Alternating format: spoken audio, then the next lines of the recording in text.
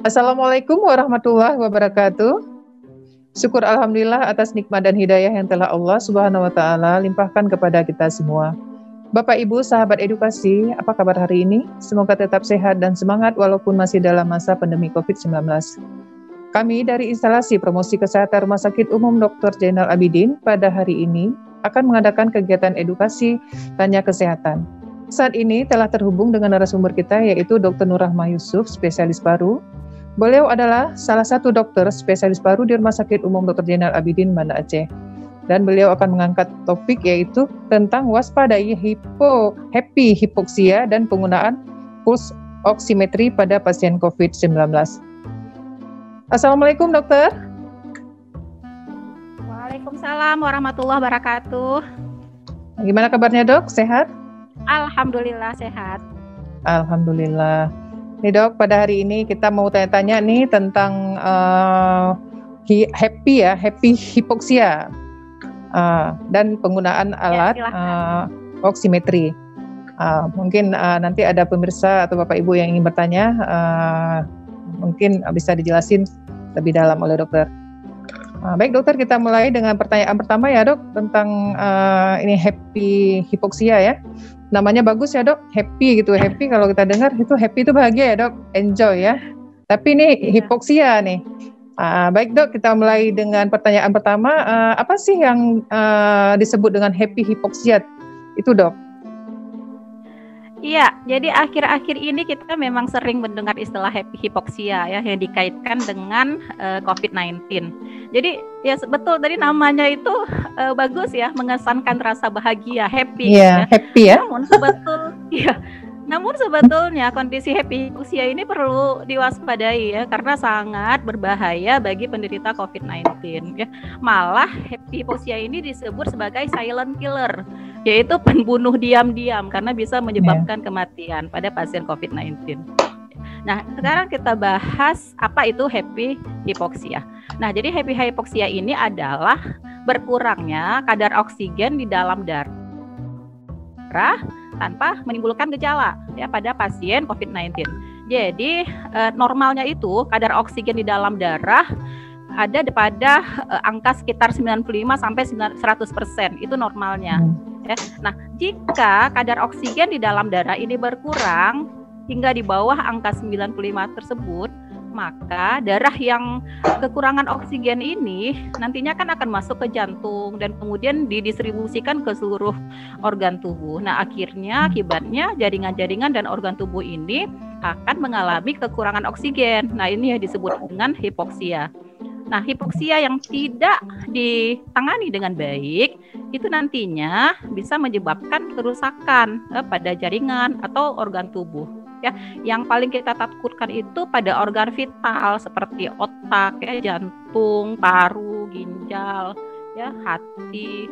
Nah, jika ini terjadi, maka fungsi organ vital ini akan terganggu sehingga nantinya bisa terjadi gagal organ yang dapat menyebabkan kematian.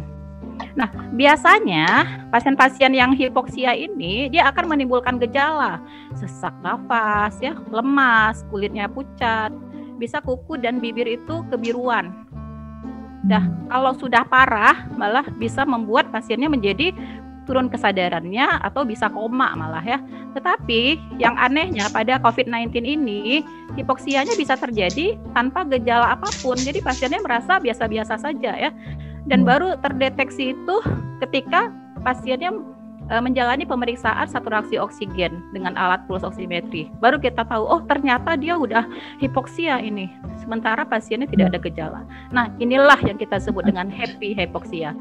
Nah, pengalaman saya selama di IGD Pinere, saya sering menemui pasien-pasien dengan gejala ringan. Jadi keluhannya hanya batuk, ya, lemas. Tapi pada saat kita melakukan pemeriksaan puls oximetri, itu ternyata saturasinya sampai 70. Bayangkan tadi normalnya 95 sampai 100, ini 70 gitu.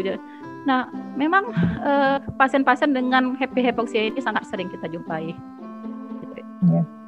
Baik dok, ngeri juga ya dok, namanya happy ya, happy hipoksia, tapi dia silent killer ya. Silent killer ternyata. Ya, baik dok. Ini selanjutnya kami ingin tanya juga, apa sih dok penyebab terjadinya happy hypoxia ini? Nah, kita bahas dulu kenapa bisa terjadi hipoksia pada pasien COVID-19 ya.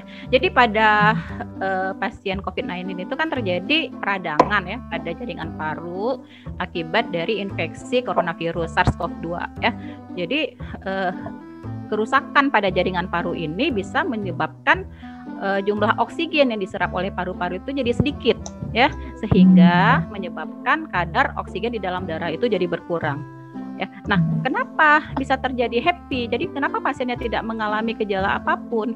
Itu diduga pada saat kadar oksigen di dalam darah turun, otak tidak merespon, gitu ya. Jadi terjadi kerusakan pada sistem saraf yang mengatur fungsi pernafasan dan juga reseptor yang mengatur kadar oksigen di dalam darah, sehingga pasien tidak mengalami gejala apapun. Dan baru terjadi gejala itu pada saat oksigen itu sudah turun di posisi yang paling rendah. Misalnya sudah di bawah 60 ya, jadi pasiennya baru merasa sesak gitu. Nah, jadi walaupun memang penyebab pasti dari happy hypoxia ini belum dijawab secara pasti. Cut deh sedikit ya, ditambah. Cut dulu. Ulang ya. Ya, cut Fer ya. Oke, lanjut terus. Ya. Potong. Oke, ulang ya. Iya, ya boleh. Jadi meskipun penyebab happy hypoxia ini tidak bisa dijelaskan secara pasti penyebabnya, tetapi memang beberapa penelitian menunjukkan bahwa kondisi happy hypoxia ini dapat meningkatkan risiko kematian pada pasien COVID-19. Maka setiap pasien yang sudah dinyatakan positif COVID-19 itu tetap perlu waspada meskipun tidak punya gejala apapun atau hanya gejala ringan saja gitu. Ya. Baik dok, ini kan tadi ada disebutkan juga dok tentang gejala ya, gejala dari happy hypoxia ini kan selain pucat, lemas gitu dok. Jadi selain dari gejala tersebut, untuk mendeteksi bahwa si pasien ini mengalami happy hypoxia itu kira-kira gimana caranya dok? Ya, ada pasien COVID-19 itu gejala yang paling sering kita jumpai itu demam ya. Demamnya biasanya demam tinggi ya. Bisa kita jumpai juga gejala saluran pernapasan seperti batuk ya, nyeri tenggorokan. Bisa jumpai juga pasien dengan kelelahan ya. Nah, ada gejala yang sangat khas yang kita jumpai pada COVID-19. Apa itu? Yaitu hilangnya penciuman dan hilangnya indera perasa. Jadi kalau sudah makan nasi itu kok rasanya nggak ngerasa apa-apa ya. Hambar aja ya dok? Hambar aja. Atau udah semprot parfum kok kayaknya nggak kecium apa-apa. Itu kita sudah mulai jangan-jangan ini ada gangguan indera atau gangguan perasa yang memang penciuman yang harus kita periksakan lebih lanjut. Ya, itu gejala khasnya. Terus ada juga gejala lain, itu sering kita jumpai ada diare, mencret ya, karena kita tahu reseptor S2 itu juga kita jumpai di saluran cerna. Terus bisa datang dengan mata merah ya, sering kita ketemu juga. Ada yang nyeri kepala, kemudian juga kemerahan di kulit ya, gitu. Jadi kalau COVID-19 ini memang 1000 wajah, jadi gejalanya berbeda-beda. Ya, penyakit 1000 wajah ya dok? Iya. Karena kan selama ini kan yang ciri khasnya demam gitu ya. Kalau udah demam, batuk, orang langsung bilang COVID tuh. Rupanya sekarang kan ciri khasnya itu lebih ke hilangnya indera penciuman dan indera perasa ya dok? Ya, itu khasnya. Iya ya. Baik dok, selanjutnya kita ingin tahu nih bagaimana sih penanganan happy hypoxia itu sendiri? Ya. Kalau kita sudah menjumpai kondisi hipoksia, artinya saturasinya sudah di bawah 95, baik bergejala maupun tidak, itu sudah harus segera ditangani, ya. Jadi penanganan yang utama adalah dengan memberikan terapi oksigen, ya. Kemudian menangani penyakit yang mendasarinya, seperti kalau pada kasus kita ini pada COVID-19, kita juga memberikan obat-obat COVID-19-nya, ya. Jadi pada pasien happy hypoxia yang dengan gejala ringan, kita bisa memberikan oksigen itu macam-macam ya, bisa dengan selang hidung ya, mungkin bisa dengan masker sungkup oksigen ya, atau ada alat namanya high flow nasal kanul ya. Kemudian pada pasien-pasien dengan hipoksia berat yang mungkin sudah mengarah pada gagal nafas, mungkin dibutuhkan alat bantu nafas atau ventilator. Itu biasanya kita di ruang RICU kita pasang.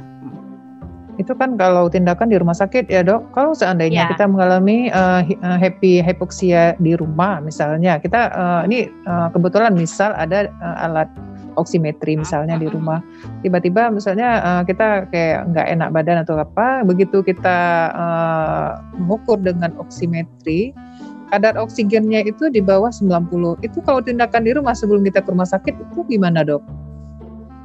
Ya, kalau sudah di bawah 90 itu sudah wajib ke rumah sakit ya.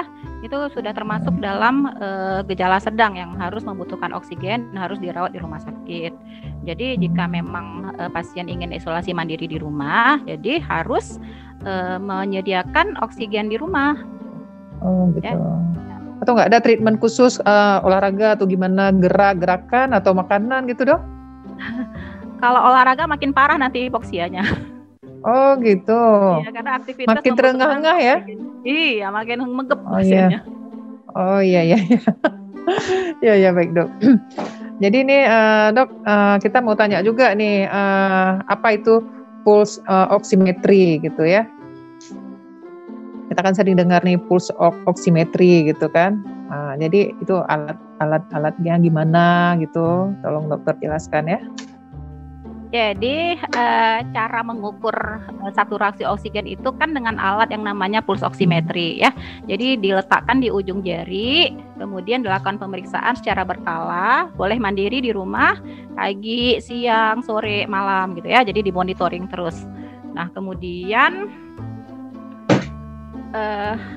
ini contoh alatnya ya, kelihatan nggak? Agak ke atas sedikit lagi dok. Letakkan, ya. Nah ya. Kelihatan? Ya, kita letakkan alatnya ya sejajar, harusnya begini ya. Kemudian dihidupkan. Iya. Nah, kemudian kita lihat berapa saturasi yang dimunculkan. Ya, bisa kelihatan. Itu jarinya mesti jari telunjuk ya, Dok? Boleh jari tengah atau jari telunjuk. Oke. Nah, kemudian ini kalau saya 99 ya. Bagus ya, Dok? Bagus, normal, alhamdulillah.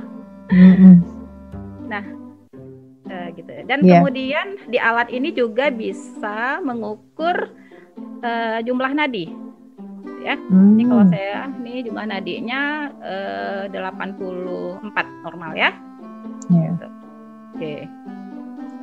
Jadi itu durasi waktu, dokter, durasi waktu kita menggunakan alat itu sehingga keluar hasil yang maksudnya ketetapan hasilnya itu kita lihat itu berapa lama tuh dok? Maksudnya kita lengketkan jari ke dalam alat itu? Ya biasanya langsung aja begitu kita on kan gitu. Langsung keluar ya angkanya? Enggak lama. Biasanya langsung.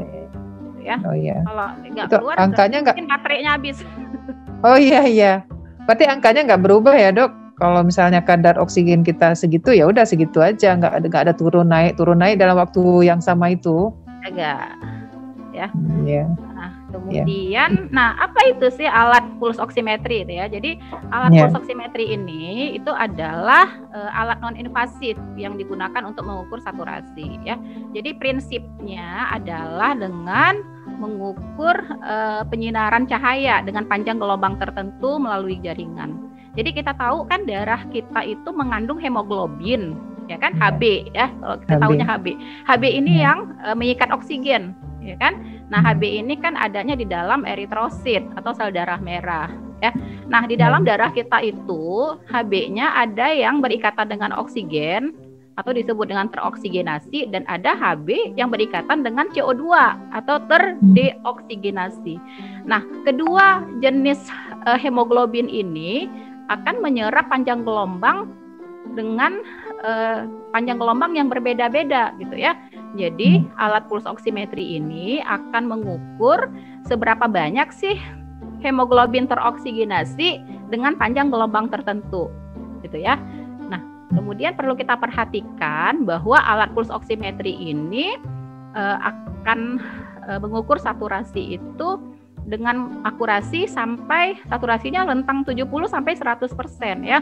Jadi kalau misalnya pada pasien kita cek saturasinya 70, wah ini kita sudah harus waspada ya, Dok? pasiennya kita rujuk ke rumah sakit. Langsung kita harus melakukan pemeriksaan analisa gas darah. Jadi analisa gas darah ini dengan pemeriksaan darah arteri gitu ya. Jadi nanti akan memberikan hasil saturasi yang lebih akurat gitu. Ya, jadi kan saturasinya udah turun di bawah 70, kita masih pakai pulse oximetry terus gitu ya. Jadi akurasinya itu sampai 70%. Kalau di bawah 7% harus periksa pakai pakai analisa gas darah gitu ya. Ya. Baik, Dok. Ini udah tahu nih alatnya, bentuknya gimana gitu kan. Jadi, Dok, apakah semua orang harus mempunyai alat pulse oximetry di rumah gitu, Dok? Dengan keadaan lagi pandemi seperti sekarang ini, apa kita harus wajib punya alat tersebut, Dok? Iya, pada masa pandemi seperti sekarang memang pulse oximetry ini disarankan penggunaannya terutama pada pasien-pasien COVID-19 yang tanpa gejala gitu ya. Jadi pasien-pasien terkonfirmasi positif, tidak punya gejala apapun atau hanya ringan-ringan saja, itu disarankan untuk membeli alat ini. Ya, tujuannya apa? Untuk monitoring kadar oksigen di dalam darah, ya, untuk mengurangi risiko terjadinya komplikasi hipoksia tadi, gitu ya. Nah, alat ini kan biayanya murah ya, tidak terlalu mahal dan penggunaannya juga gampang, gitu. Jadi bisa mudah ya, Dok? dilakukan, bisa dilakukan oleh siapa saja. Jadi kita juga lebih tenang, gitu ya, melakukan isolasi mandiri di rumah karena kita tetap melakukan monitoring terhadap kondisi klinis dari tubuh kita, gitu ya. Ya. Berarti kalaupun kita tidak terkonfirmasi kena COVID gitu, Dok, berarti untuk protek kita di rumah ya, kita wajib ada alat tersebut di rumah ya, Dok? Ya, kalau tidak terkonfirmasi sih tidak wajib ya. Oh gitu ya. Cuma mungkin takut-takut, misalnya iseng-iseng misalnya di rumah ingin tahu aja nih, karena selama ini kan banyak OTG, jangan-jangan kita OTG pula nih, Dok kan. Jadi apa salahnya di rumah kita menyediakan juga alat tersebut ya, Dok? Benar sekali. Baik, ini yang terakhir ya, Dok. Kami ingin menanyakan apa yang sebaiknya dilakukan jika mengalami gejala COVID-19. Apa sih langkah upaya-upaya kita gitu?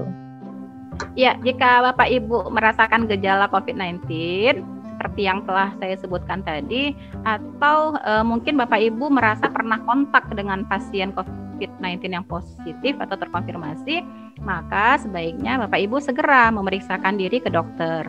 Ya, nah bila Bapak ternyata nanti terkonfirmasi COVID-19 tetapi tidak punya gejala apapun atau gejalanya hanya ringan-ringan saja, maka tetap harus waspada. Kenapa? Karena bisa saja terjadi kondisi hipoksia seperti yang kita jelaskan tadi.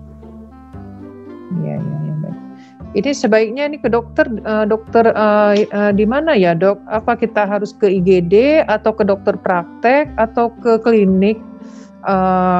Di mana aja yang dekat dengan rumah kita atau gimana nih, Dok? Yang disarankan nih dokternya ke mana nih? Apa ke IGD di rumah sakit atau kemana? Sebaiknya pasienkes yang memiliki laboratorium pemeriksaan untuk COVID-19, ya, baik rumah sakit maupun puskesmas. Ya. Tapi lebih disarankan ke rumah sakit Zainal Abidin, ya, Dok ya? Ya, jelas. Polipinere. Iya, Polipinere. Demikian tadi pemaparan dari Dr. Nur Rahmah Yusuf, spesialis paru, tentang waspada hipoksia dan penggunaan pulse oximetry pada pasien COVID-19. Semoga bermanfaat bagi kita semua dan terima kasih kepada Bapak Ibu atas perhatiannya. Kami dari Instalasi Promosi Kesehatan pamit undur. Wabillahi taufik wal hidayah. Wassalamualaikum warahmatullahi wabarakatuh.